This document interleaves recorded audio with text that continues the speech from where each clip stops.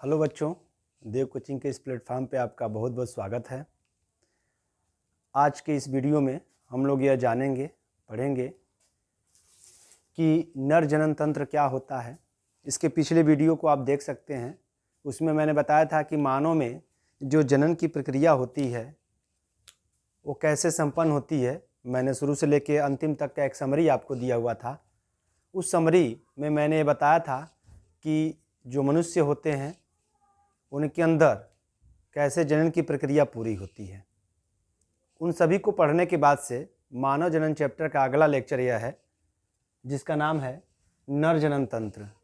बच्चों, आपको पता है हमें दो प्रकार के जनन तंत्रों को पढ़ना है। यहाँ पे मादा में भी मादा जनन तंत्र पढ़ना है और नर में नर जनन तंत्र पढ़ना है। तो हम यहाँ से स्टार्ट करते हैं। नर जनन तंत्र में बच्चों जब कहीं सिस्टम की बात आती है, तंत्र की बात आती है, ठीक है, तो उसमें बहुत सारे पार्ट्स आते हैं। जैसे अगर हम इसी की बात करें नर जनन तंत्र में, तो अगर नर जनन तंत्र की बात करें तो इसमें बहुत सारे अंग आते हैं जिन्हें हम कहते हैं जनन अंग। क्या कहते हैं? जनन अंग। वो सारे अंग अपना योगदान देते हैं जनन प्रक्रिया को पूर्ण करने में, अलग अलग तरीके से। सबका अपना एक विशेष रोल है, ठीक है। तो इन सभी अंगों को मिला के हम लोग तंत्र नाम देते हैं, सिस्टम नाम देते हैं, और इसको हम बोलते हैं नर जनन तंत्र। अगर मानव नर जनन तंत्र का हम अध्ययन करें तो इसमें हम पाते हैं कि कुछ पार्ट्स दिखाई देते हैं। उन पार्ट्स का मैं नाम लिख देता हूं ताकि हमें समझने में आसानी हो। अगर हम नर जनन तंत्र की बात करें तो ये कुछ भागों से मिलकर बना हुआ, कुछ मुख्य भागों से। पहला भाग है बच्चों, इसको हम कहते हैं प्राथमिक लैंगिक अंग। प्राथमिक लैंगिक अंग। और दूसरा इसका हम पढ़ते हैं द्वितीयक लैंगिक अंग। द्वितीयक लैंगिक अंग बोलते हैं। अगर मैं अंग्रेजी में बात करूं तो इसको कहते हैं हम लोग primary sex organ. Primary sex organ. और द्वितीयक को हम बोलते हैं बच्चों सेकेंडरी सेक्स आर्गन।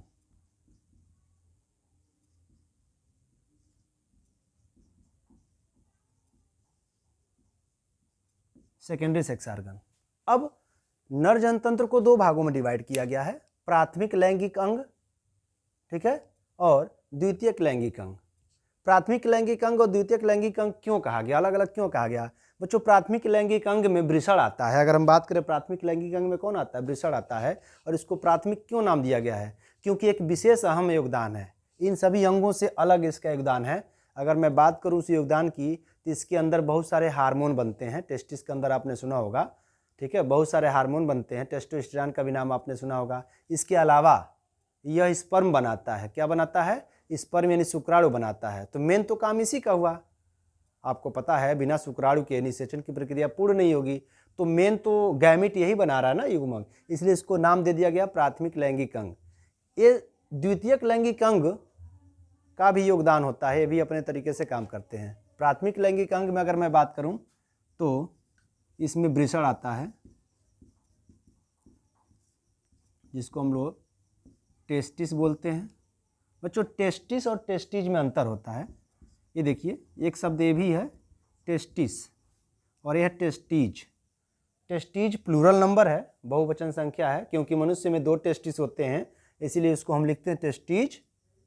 और टेस्टिस सिंगुलर नंबर है, इसीलिए इसको हम लोग आई से दिखाते हैं और इसमें ई से दिखाते हैं। अगर हम द्वितीयक लैंगिक अंगों की बात करें तो इनको तीन भागों में डिवाइड किया गया है। इसमें तीन पार्ट्स आते हैं बच्चों। अगर मैं बात करूं तो सबसे पहले इसमें आते हैं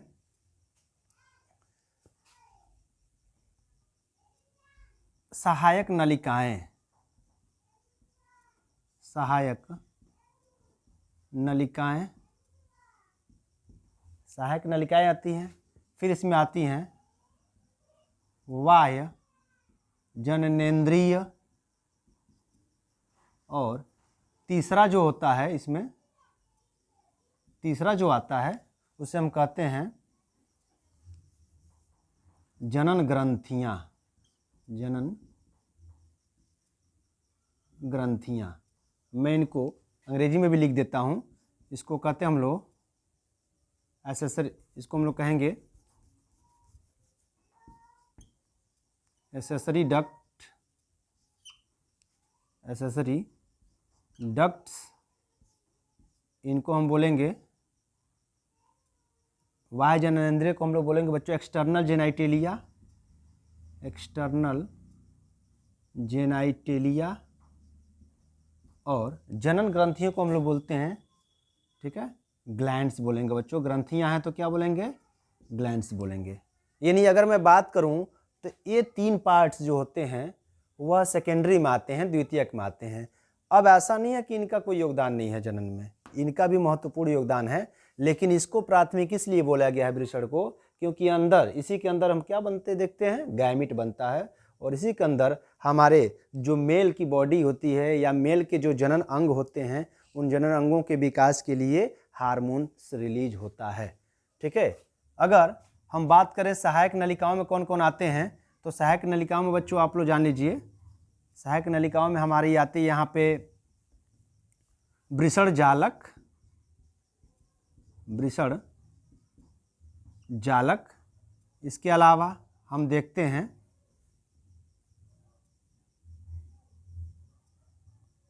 वृषण जालक के अलावा बहुत सारी चीज़ें और भी आती हैं, जैसे आता है शुक्रवाहक, शुक्रवाहक के आगे हम जाएंगे तो शुक्राशय दिखेगा हमें। ये सब नलिकाएं हैं बच्चों, डक्ट्स हैं। शुक्राशय दिखेगा, अगर हम इसको अंग्रेजी में लिखें तो इसको बोलते हैं हम लोग रेटी टेस्टिस, रेटी टेस्टिस। इसको हम लोग बोलते हैं वसा डिफरेंस, इसको हम लोग बोलते हैं बच्चों सेमाइनल वेसाइकिल, सेमाइनल वेसाइकिल। मतलब अगर सहायक नलिकाओं की मैं बात करूं तो उनमें वृषण जालक आता है, शुक्राशय आता है, और शुक्रवाहक आता है, और शुक्राशय आता है। अगर बाह्य जननेंद्रिय की बात करूं मैं तो बाह्य जननेंद्रिय मतलब होता है शरीर के बाहर स्थित होते हैं, जैसे पेनिस, तो इसको हम लोग शिश्न बोलते हैं बच्चों, क्या बोलते हैं, शिश्न बोलते हैं। इसको अंग्रेजी में बोल सकते हैं आप लोग पेनिस। और जो दूसरा आता है जिसके अंदर टेस्टिस बंद रहता है उसे हम लोग कहते हैं वृषण कोश। क्या कहते हैं, वृषण कोश, वृषण कोश। इसको बोलते हैं बच्चों स्क्रोटम, क्या बोलते हैं, स्क्रोटम बोलते हैं। तो यह बाह्य जननेंद्रिय है क्योंकि शरीर के बाहर स्थित होते हैं, इसलिए इसको बाह्य जननेंद्रिय कहते हैं। और जनन में रिप्रोडक्टिव सिस्टम का जब हम स्टडी करते हैं मेल में, तो हम देखते हैं कि इन सभी अंगों से रिलेटेड या इन सभी अंगों में जो कार्य होता है उन कार्यों को संपन्न कराने के लिए कुछ विशेष प्रकार के ग्लैंड्स होते हैं मनुष्य में, नर में। उन ग्लैंड्स का मैं नाम लिख दूं बच्चों, ठीक है, काफ़ी महत्वपूर्ण ग्लैंड्स होते हैं। सबसे पहले तो मैं नाम लिखूंगा प्रोस्टेट की, प्रोस्टेट ग्रंथ, ठीक है। इसके बाद यहाँ पे आता है काउपर ग्रंथि, काउपर ग्रंथियाँ मैं लिख देता हूँ बच्चों, ये दोनों प्लूरल हैं, दो दो होती हैं ग्रंथियाँ। और तीसरा है यहाँ पे काउपर ग्रंथ को ही बच्चों हम लोग एक और नाम देते हैं, या आप कह सकते हैं बल्बो यूरेथ्रल ग्रंथि, बल्बो यूरेथ्रल ग्रंथि, ठीक है। अब ये जितना भी मैंने नाम लिखा हुआ है वो सब सेकेंडरी में आते हैं, सहायक हैं, ठीक है।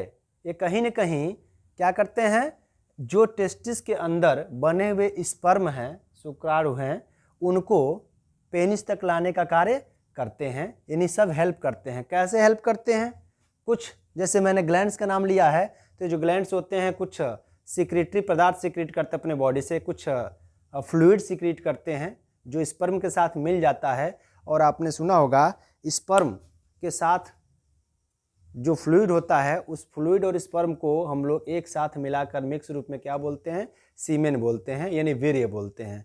ठीक है। तो सीमेन का मतलब है कि सीमेन में केवल स्पर्म ही नहीं होता है, सीमेन में स्पर्म के साथ साथ क्या होता है, प्रोस्टेट ग्रंथ से निकला हुआ लिक्विड भी होता है और बल्बो इलेक्ट्रा ग्रंथ से निकला हुआ भी लिक्विड होता है, जिसे हम लोग काउपर ग्रंथि कहते हैं। ठीक है, तो ये सब चीज़ों को आप ध्यान देंगे, ये सब सहायक हैं और ये क्या है, प्राथमिक लैंगिक अंग है। तो इस तरह से इन प्राथमिक लैंगिक अंग वृषण से, यानी सहायक जो और हैं जिनमें सहायक नलिकाएं आती हैं, नलिकाएं इनको क्यों बोल रहे हैं बच्चों, क्योंकि डक्ट्स होती हैं, ये कुछ निकालती नहीं है, बस ये रास्ता देती हैं स्पर्म को आगे बढ़ने में। ये वाह्य जननेंद्रिय में जो शरीर के आगे, शरीर से बाहर है यह, ठीक है, जनन अंग है, जिनमें शिश्न आता है, पेनिस आता है और वृषण कोष आता है। वृषण कोष का मतलब बच्चों जो वृषण जिस थैली में बंद रहता है उसे हम क्या कहते हैं, वृषण कहते हैं। जैसे मान लीजिए अगर ये वृषण है तो वृषण क्या होता है, एक थैली में बंद होता है, इस थैली को ही क्या कहते हैं हम लोग, वृषण कोष कहते हैं। यह वृषण कोष है। ठीक है, अब एक एक करके हम इन सभी को स्टडी करेंगे, एक एक करके हम क्या करेंगे, इन सभी की स्टडी करेंगे, तब जाके पता चलेगा कि वास्तव में नर जनन तंत्र जो इन अंगों से मिलकर बना हुआ है, ठीक है, इन सभी अंगों का अपना अपना क्या योगदान है, ये संरचना में कैसे दिखते हैं, तब हम सभी समझ पाएंगे इनको। तो आइए सबसे पहले मैं वृषण स्टार्ट करता हूँ। ठीक है, आप लोग इसका स्क्रीनशॉट ले सकते हैं, तब तक मैं इसके बाद से मैं अगला टॉपिक बताता हूँ।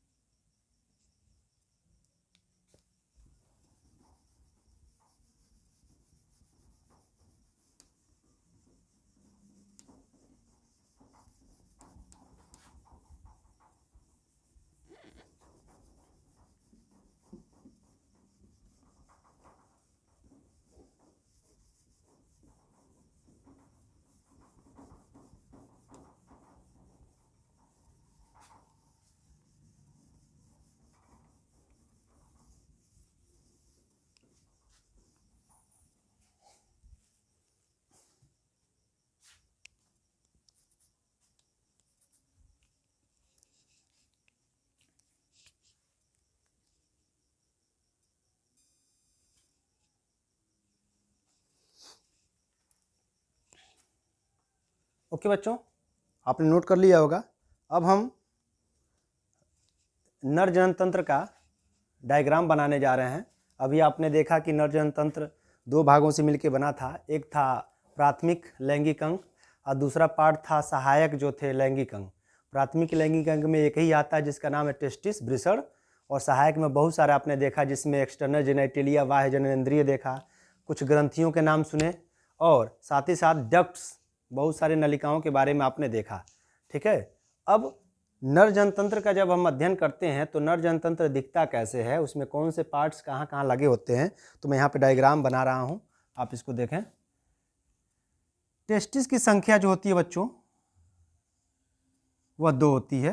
टेस्टिस की संख्या कितनी होती है, 2 होती है।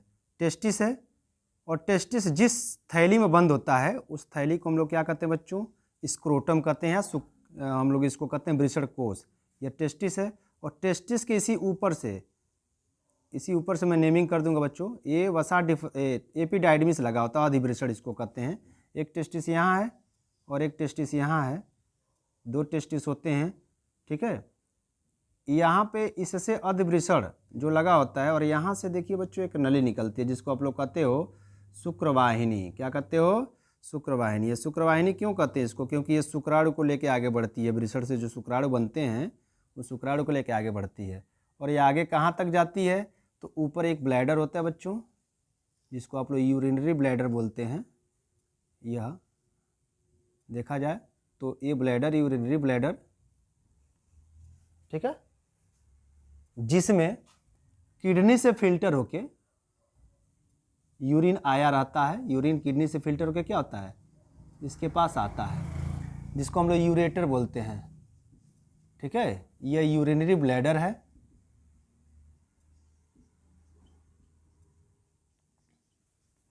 ठीक, अब ये जो शुक्रवाहिनी है वो ब्लैडर के पीछे से आती है। ध्यान से देखेंगे बच्चों, ये जो शुक्रवाहिनी है वो ब्लैडर के कहाँ से आती है, पीछे से आती है। इसी प्रकार से ये भी जो है शुक्रवाहिनी वो ब्लैडर के पीछे से आती है। देखने में डायग्राम में लगता है कि यह ब्लैडर यूरिनरी ब्लैडर, इसमें यूरिन इकट्ठा होता है, लेकिन ये देखने से लग रहा है कि इसके ऊपर है, नहीं, इसके पीछे होता है। ठीक है, अब यहीं पे देखा जाए तो यह जो शुक्रवाहिनी आ रही है, यहीं पे एक सेमाइनल वेसाइकिल ग्लैंड होता है बच्चों। क्या होता है, सेमाइनल वेसाइकिल, दो होती है पेयर में, मैंने लिखा हुआ था यहाँ पे सेमाइनल वेसाइकिल ग्लैंड्स होती है, उसी से आके अटैच हो जाता है। पुनः से देखिए, ये जो शुक्रवाहिनी है यहाँ पे दो सेमाइनल वेसाइकिल ग्रंथियाँ होती है, जिसको हम लोग कहते हैं शुक्राशय, उसी से आके क्या हो जाती है, अटैच हो जाती है। ठीक है, इसी तरह से इधर से भी आएगी और ये इससे अटैच हो जाएगी, और अटैच होकर एक नई ट्यूब बनाने जा रही है बच्चों। अटैच होकर यहाँ पे एक नई ट्यूब बनाएगी और यह ट्यूब आगे की तरफ जाएगी। यह ट्यूब कहाँ जा रही है, आगे की तरफ ये ट्यूब जा रही है। ये ट्यूब देख सकते हैं आप लोग, जिसे हम लोग कहते हैं यूरेथ्रा। क्या कहते हैं, यूरेथ्रा कहते हैं। ठीक है, यह ट्यूब आगे की तरफ जा रही है, इसे हम लोग क्या कहते हैं, यूरेथ्रा कहते हैं। अगर देखा जाए तो यूरेथ्रा के ऊपर एक मांसल एरिया होता है, जिसको हम लोग पेनिस नाम दे देते हैं। ठीक है, इस तरह से स्ट्रक्चर कुछ दिखाई देता है, जिसे हम लोग कहते हैं मेल रिप्रोडक्टिव सिस्टम। अब सभी का मैं नेमिंग कर दूं। यहीं पे देखिए, यूरिनरी ब्लैडर के पीछे से आ रहा था कौन, शुक्रवाहिनी। शुक्रवाहिनी जब आगे गया तो यूरिनरी ब्लैडर के पास ही कौन होता है, सेमाइनल वेसाइकिल शुक्राशय होता है, जिससे अटैच हो जाता है। ठीक है, और यह आगे की तरफ बढ़ के यूरेथ्रा का निर्माण करता है। अगर हम देखें तो यहीं पे शुक्रवाहिनी के बगल में एक पेयर प्रोस्टेट ग्रंथि होती है। क्या होती है, एक पेयर प्रोस्टेट ग्रंथि होती है बच्चों। ये सारा डायग्राम पीछे का है, ब्लैडर के पीछे का डायग्राम है, इसे हम कहते हैं प्रोस्टेट ग्लैंड। ठीक है, थोड़ा सा और नीचे आएंगे तो मटर के दाने जैसा, अगर मैं बात करूं तो मटर के दाने जैसा यहाँ स्ट्रक्चर दिखाई देता है। ठीक है, ये कहीं होता है, याद रखिए, मटर के दाने जैसा एक स्ट्रक्चर दिखाई देता है, जिसे हम कहते हैं, क्या कहते हैं, बल्बो यूरेथ्रल ग्लैंड या काउपर ग्लैंड। क्या कहते हैं, बल्बो यूरेथ्रल ग्लैंड या काउपर ग्लैंड। तो मैं सबका नेमिंग कर दूं बच्चों। यह है टेस्टिस, टेस्टिस, या इसी को हम लोग कहते हैं वृषण। जिसमें बंद रहता है उसे हम कहते हैं क्या, स्क्रोटम, या बोला जाए तो वृषण कोश। क्या बोलेंगे इसको हम लोग, वृषण कोश। वृषण से ये जो फूला हुआ स्ट्रक्चर इसके ऊपर होता है, इसे हम कहते हैं अधिवृषण। क्या कहते हैं, अधिवृषण। बच्चों, अधिवृषण क्या करता है, वृषण के अंदर जो स्पर्म बना है उसको पहले क्या करेगा, स्टोर करेगा। इसको हम लोग अधिवृषण को कहते हैं एपिडाइडेमिस, एपिडाइडेमिस,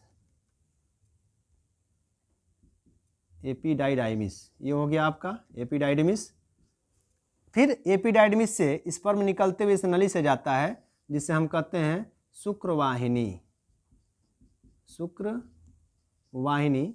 इसको हम लोग बोल सकते हैं बच्चों वसा डिफरेंस। क्या बोल सकते हैं, वसा डिफरेंस।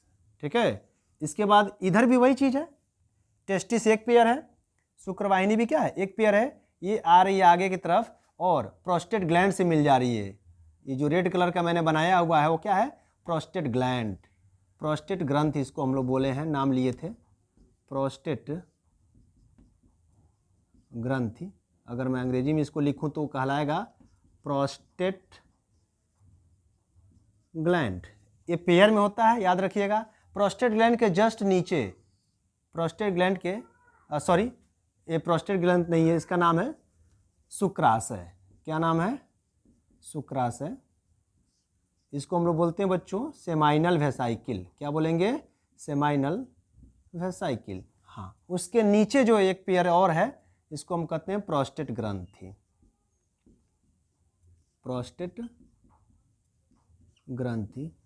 इसको कहेंगे हम लोग प्रोस्टेट ग्लैंड।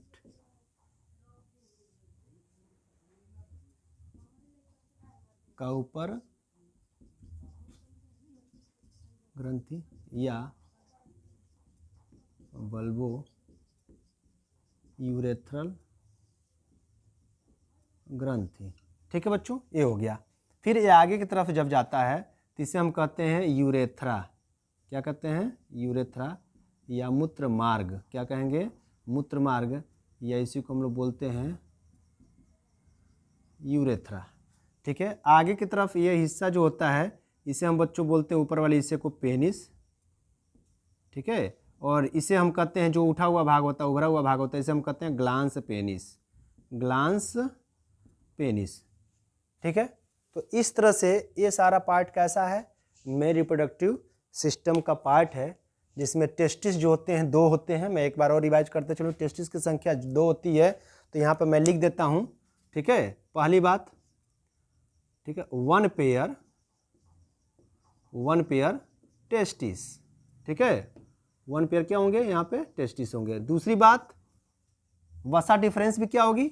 1 पेयर होगी। वसा डिफरेंस जिसको हम लोग शुक्रवाहिनी बोले हैं, तो 1 पेयर वसा डिफरेंस भी होती है। ठीक है, फिर आगे जब बढ़िएगा तो वसा डिफरेंस किससे अटैच हो रही है? जाके यूरिनरी ब्लैडर के पीछे सेमाइनल वेसाइकिल से, यानी हो जाएगा ये भी 1 पेयर है, 1 पेयर सेमाइनल वेसाइकिल। अगर नेक्स्ट हम देखें तो सेमाइनल वेसाइकिल के नीचे, ठीक है, एक ग्लैंड है जिसे हम कहते हैं प्रोस्टेट ग्लैंड, तो ये भी 1 पेयर है, 1 पेयर प्रोस्टेट ग्लैंड्स। और नेक्स्ट पार्ट है, जब आएंगे नीचे प्रोस्टेट के तो जस्ट एक मटर के दाने जैसी संरचना होती है, देखने में 2 लग रही है लेकिन होती एक ही है। ठीक है, इसे हम कहते हैं a single Cowper glands, Cowper's gland. ठीक है, ये अब इसके बारे में थोड़ा सा और हम बता दें बच्चों। मेल में जो होता है, यह यूरिन की जो डक्ट होती है ब्लैडर से जब निकलती है, ठीक है, और स्पर्म की जो डक्ट होती है एक ही हो जाती है। यहाँ तक तो देखिए स्पर्म लेके आ रहा है सेमाइनल, कौन लेकर आ रहा है? शुक्रवाहिनी लेकर आ रहा है। जब शुक्रवाहिनी स्पर्म लेकर आया तो उसमें शुक्राशय यानी सेमाइनल वेसाइकिल ने अपना एक लिक्विड सीक्रेट किया। मैं बताऊंगा वो क्या है जब अलग से डिटेल में पढ़ाऊंगा इसको। स्पर्म के साथ इसका भी लिक्विड मिल गया। फिर नीचे आया तो फिर प्रोस्टेट ग्लैंड का भी लिक्विड इसमें मिल गया।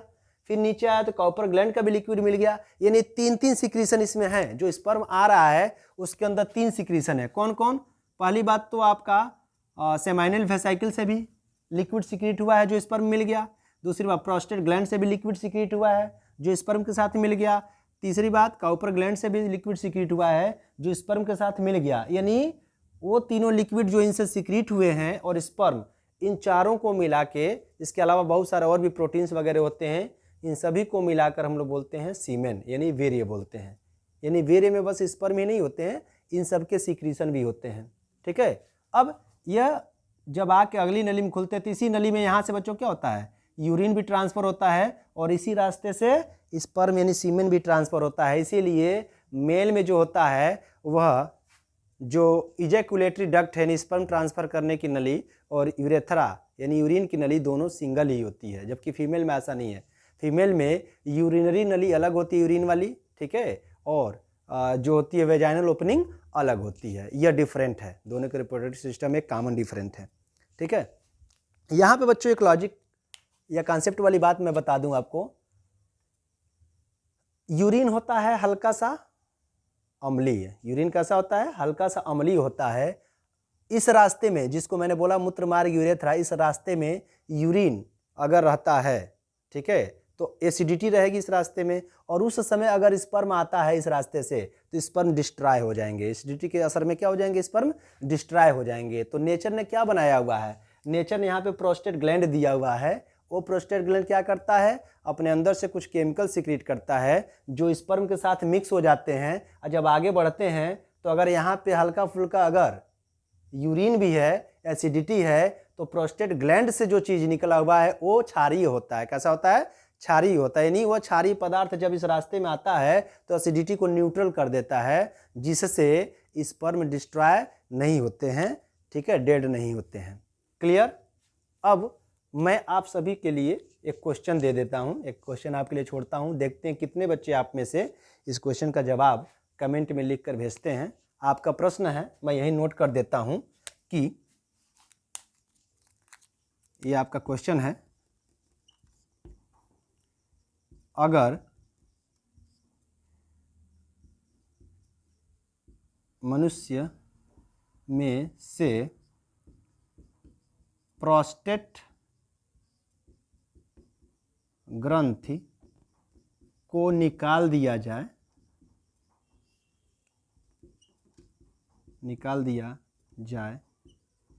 तो क्या प्रभाव पड़ेगा। ये आपके लिए एक फेमस क्वेश्चन है, काफ़ी इम्पॉर्टेंट क्वेश्चन भी है, ठीक है। नीट में इसमें बहुत सारे प्रश्न बनते हैं जब आप नीट का एग्ज़ाम देते हैं। आपका प्रश्न मैं पुनः एक बार रिपीट कर दूं, अगर मनुष्य में से प्रोस्टेट ग्रंथि को निकाल दिया जाए तो क्या प्रभाव पड़ेगा, यानी इस प्रोस्टेट ग्लैंड का क्या योगदान है, ये आपको जानकारी होना चाहिए। मैंने थोड़ा बहुत आपको हिंट दिया है और आपके लिए यह एक क्वेश्चन है जिसको आप मुझे कमेंट में लिख कर इसका जवाब भेजेंगे।